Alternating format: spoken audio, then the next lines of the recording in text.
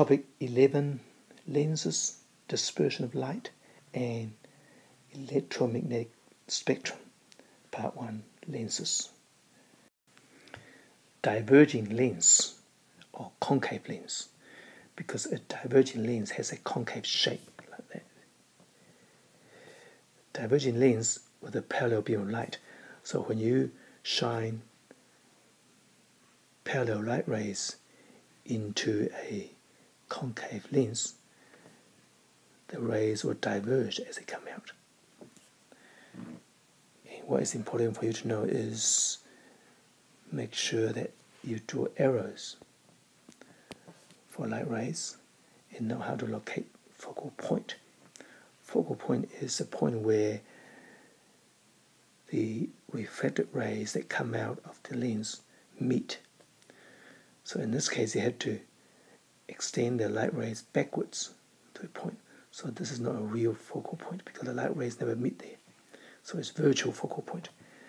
And the distance there is called the focal length.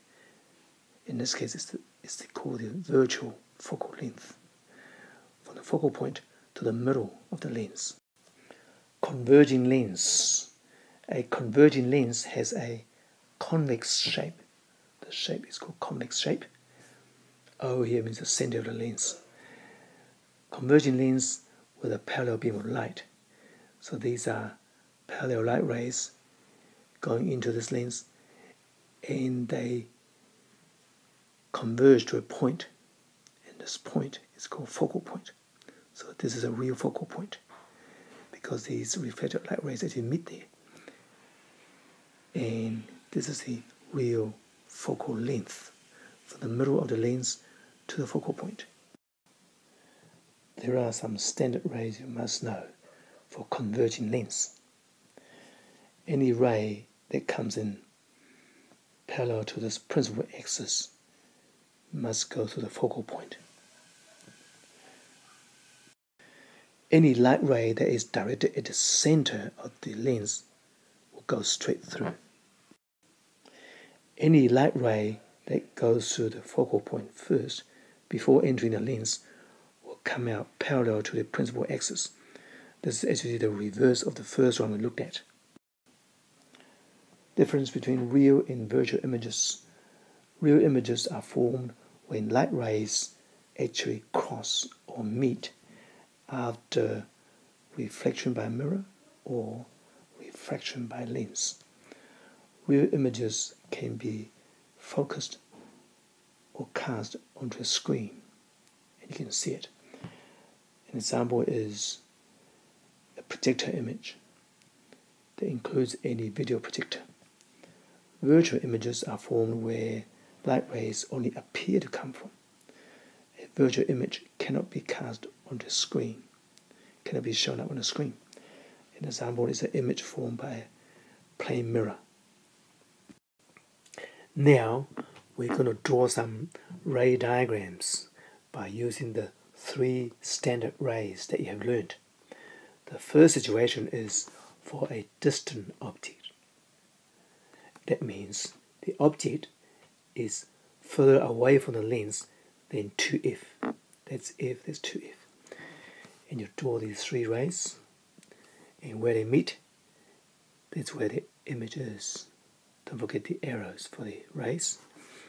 And image turns out to be real because the light rays actually meet there, inverted or upside down, and smaller than the object or diminished.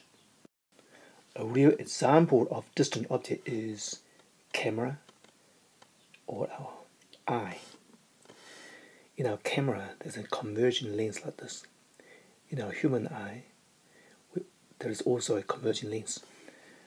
So you can see that the image of the tree is smaller than the actual tree and it's upside down. The second situation is when object is between f and 2f.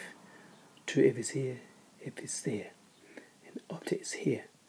In this case, you see that the image now is enlarged or bigger than the object. The real-life example of enlarged image is our projector.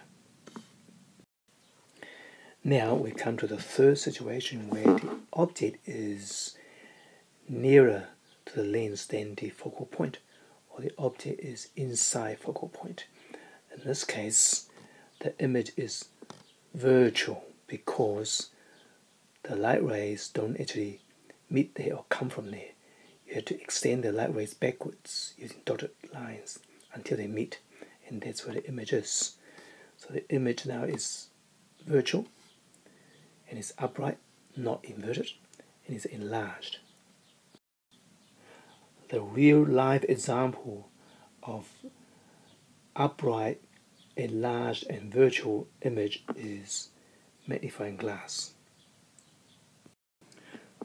Some general knowledge on camera that might interest you. More about image produced by camera. Just one more slide about camera.